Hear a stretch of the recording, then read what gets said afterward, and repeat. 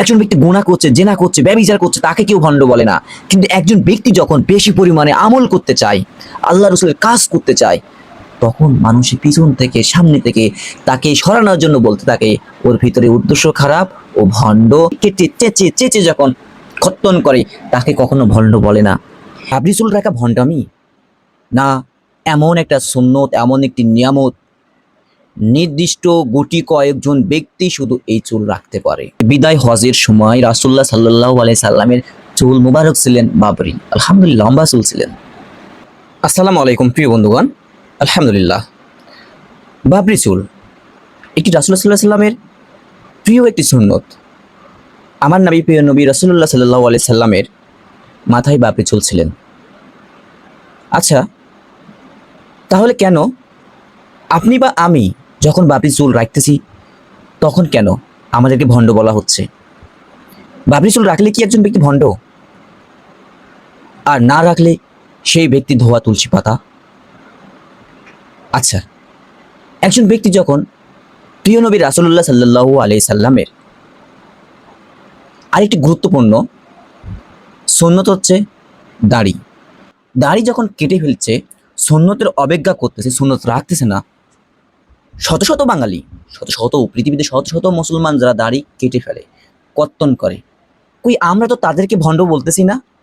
তারা তো গুনাহ করতেছে। অথচ যখন কেউ বাবরি চুল রাখতেছে, আমরা তাদেরকে বলতেছি ভণ্ড। আসলে কি বাবরি চুল রাখা ভণ্ডামি না, প্রিয় নবী রাসূলুল্লাহ সাল্লাল্লাহু আলাইহি সাল্লামের এমন একটি সুন্নত, যে সুন্নত সবার পক্ষে রাখা সম্ভব নয়? বন্ধুরা, বুঝবার চেষ্টা করুন। আপনি বা আমি বা যে কেউ এটি রাখতে চাইলেই কিন্তু রাখতে পারবে না। বন্ধুরা, আপনারা গুগলে সার্চ দিবেন চুল রাখার পদ্ধতি, হাদিস, বাবরি চুল রাখার হাদিস, নিয়ম। রাসূলুল্লাহ সাল্লাল্লাহু আলাইহি সাল্লামের মাথা মুবারকের চুল কেমন ছিল, আপনারা একটু সার্চ দিয়ে দেখবেন। বিশ্বাস করেন, তারা না জেনে বুঝে যারা আল্লাহ রাসূলের সুন্নত পালন করে তাদেরকে ফতোয়া দেয় ভণ্ড। আসলে কি তাই না দৃষ্টিভঙ্গি আমাদের? আমি সত্য বলছি, এই চুল এমন একটা সুন্নত, এমন একটি নিয়ামত, নির্দিষ্ট গুটি কয়েকজন ব্যক্তি শুধু এই চুল রাখতে পারে। আজকে আমি শরীয়তের বাহিরে থাকা কোনো ব্যক্তির বাবরি চুলের কথা বলছি না।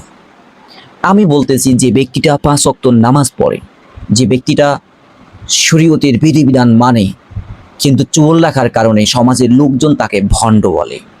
কেন? কারণটাই হচ্ছে আমাদের সমাজে রাসূলুল্লাহ সাল্লাল্লাহু আলাইহি সাল্লামের সুন্নতের প্রতি পাবন্দি করার বিষয়ে কোনো আলোচনা হয় না। এখন মনে করেন যে শায়েখ, যে উস্তাদ বা যে হুজুর বাবরি চুলের বিষয়ে আলোচনা করবে, তার মাথায় যদি বাবরি চুল না থাকে, তখন যেটা আলোচনা করবে তখন তার উপর এটা মান্য করা মানা কি হয়ে যায়? অবশ্যই করণীয় হয়ে যায়। ধরুন আমি ABCD জানি না, আমি কি ABCD বলতে পারবো? বা ABCDর আকার কেমন হবে, বর্ণটি কী ধরনের হবে, সেটা আমাকে দেখতে হবে, শিখতে হবে, প্র্যাকটিক্যাল। তারপরে আমি আমার ছাত্রকে বোঝাতে পারবো। তো যেই ব্যক্তি বাবরি চুল রাখে নাই, সেই ব্যক্তি কেমন করে অন্য একজন ব্যক্তির কাছে বাবরি চুল বিষয়ে আলোচনা করবে?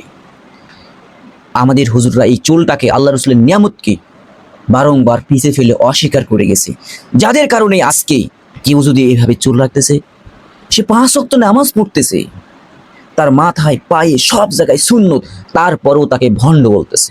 ওয়াই? কেন? বন্ধুরা, আসুন আমরা প্রিয় নবীজি রাসূলুল্লাহ সাল্লাল্লাহু আলাইহি সাল্লামে যে বাবরি চুল ছিল এ সম্পর্কে কিছু আলোচনা দেখব। ইসলামে বাবরি চুল বা কাঁধ পর্যন্ত লম্বা চুল রাখা প্রিয় নবী হযরত মুহাম্মদ সাল্লাল্লাহু আলাইহি সাল্লামের একটি সুন্নাহ। আমি এটা গুগল থেকে বলতেছি। হাদিস অনুযায়ী রাসূলুল্লাহ সাল্লাল্লাহু আলাইহি সাল্লামের বাবরি চুল রাখার ক্ষেত্রে প্রধানত 3টি ধরন পাওয়া যায়, 3টি ধরন। একটা হচ্ছে ওয়াফরা, কান পর্যন্ত লম্বা চুল, অর্থাৎ এই চুল এখান থেকে এসে এখানে কান পর্যন্ত থাকবে। লিম্মা, কানের লতি ছুঁয়ে যাওয়া বা কাঁধের উপর পর্যন্ত লম্বা, এই লম্বা। জম্মা, ঘাড় পর্যন্ত লম্বা, এটা কিন্তু আমাদের ঘাড়, এইটা কিন্তু আমাদের ঘাড়। ঘাড় পর্যন্ত লম্বা। এখন এই সম্পর্কে তো আমাদের হুজুররা শাইখরা আলোচনা করে না, করবে বা কেন? তার মাথায় তো চুল নাই লম্বা। আমাদের অনেক বড় বড় শাইখ, কিছু শাইখ মাথায় চুল রেখে তাদেরকেও কথা শুনতে হয়। আচ্ছা, এই বাবরি চুল রাখলে অসুবিধাটা কি ভাই? আমি আগেই বলেছি এই বাবরি চুল সবাই রাখতে পারবে না। একজন কৃষক জমিতে কাজ করতেছে, ধুলাবালিতে কাজ করছে, কাদাতে কাজ করতেছে, তার জন্য এই চুলটা নয়। কারণ এই চুল রাখলে স্পেশালি এর একটা যত্ন নিতে হয়। যত্ন না নিলে এই চুল রাখা যাবে না। এই চুল রাখার পরে অনেক সমস্যা ব্যাধি হইলেও হইতে পারে। তখন কি করতে হয়? এই চুলটা কেটে ফেলা লাগতে পারে। দাড়ি যেমন রাখলে কাটা যায় না, চুল তেমনি রাখলেও কাটা যায় না। সুন্নত যেটা পালনীয়, পালন করছি, সেই সুন্নত বরখেলাপ করা যায় না।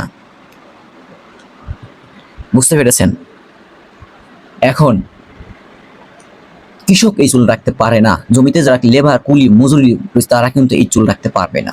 এই জন্য আমি বলেছি সবাই চুল রাখতে পারবে না, কিছু ব্যক্তি চুল রাখতে পারে। সাধারণ যারা কাজকর্ম করে, যাদের প্রচুর পরিমাণে শরীর ঘামে না, এইসব ব্যক্তি আরামের কাজ করে, এইসব ব্যক্তি হুজুর, বক্তা, অফিস আদালতে চাকরি করে, জব করে, কাজ করে, এই চুলটা রাখা একমাত্র কঠিন যাদের লেবার শ্রেণীর লোক রয়েছে, তারা দিনমজুরি কাজ করে, আফ করা কি কাজ করে, তাদের জন্যই চুল রাখাটা কঠিন। আমি হাদিস এখানে সহিহ বুখারীর 5914 নং উল্লেখ আছে, বিদায় হজের সময় রাসূলুল্লাহ সাল্লাল্লাহু আলাইহি সাল্লামের চুল মুবারক ছিলেন বাবরি, আলহামদুলিল্লাহ লম্বা চুল ছিলেন। এছাড়াও আরো অনেক হাদিস রয়েছে রাসূল সাল্লাল্লাহু আলাইহি কাঁধ পর্যন্ত, এই পর্যন্ত চুল ছিল। আপনারা একটু সার্চ দিয়ে দেখে নেবেন। আসলে আজকে এই কথাটা এই জন্যই বললাম, কারণ হচ্ছে এই চুল রাখার পরে আমাকে অনেক কথা শুনতে হয়। আমাকে না, আমার মতো আরো অনেককে যারা শরীয়তের নামাজ পড়ে তারপরে শুনতে হয়। তারা গলিয়ে দেয়, মিশিয়ে দেয়, যারা গান করে, বাজনা করে, যাদের লম্বা চুল আছে, ওরা চুলের সাথে তারা ওটার সাথে একটা সংমিশ্রণ ঘটায়। কিন্তু একজন ব্যক্তি যখন জুব্বা পরে না, পাঞ্জাবি পরে না, যখন টুপি পরে না, যখন দাড়িটা কেটে কেটে চেঁচে চেঁচে যখন খত্তন করে, তাকে কখনো ভণ্ড বলে না। একজন ব্যক্তি গুনাহ করছে, জেনা করছে, ব্যভিচার করছে, তাকে কেউ ভণ্ড বলে না। কিন্তু একজন ব্যক্তি যখন বেশি পরিমাণে আমল করতে চায়, আল্লাহ রসুলের কাজ করতে চায়, তখন মানুষের পিছন থেকে, সামনে থেকে তাকে সরানোর জন্য বলতে থাকে ওর ভিতরে উদ্দেশ্য খারাপ, ও ভণ্ড, ও কিছু একটা করতেছে। প্রিয় বন্ধুরা, আসুন আমরা বুঝবার চেষ্টা করি। আমরা অপরের দুষ্টটি না ধরে নিজের দুষ্টটি ধরার চেষ্টা করি। অপরের গুণার দিকে না তাকিয়ে নিজের গুণার দিকে তাকানোর চেষ্টা করি। আহলে বায়াত, নিজে বাঁচুন, নিজের পরিবারকে বাঁচানোর চেষ্টা করুন।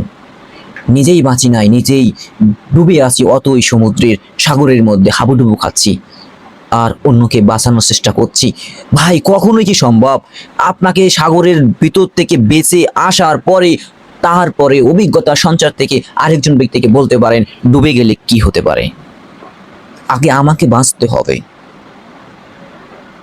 আশা করি উপলব্ধি করেছেন। আল্লাহ আপনাকে আমাকে সবাইকে বোঝার তৌফিক দান করুন। আমিন।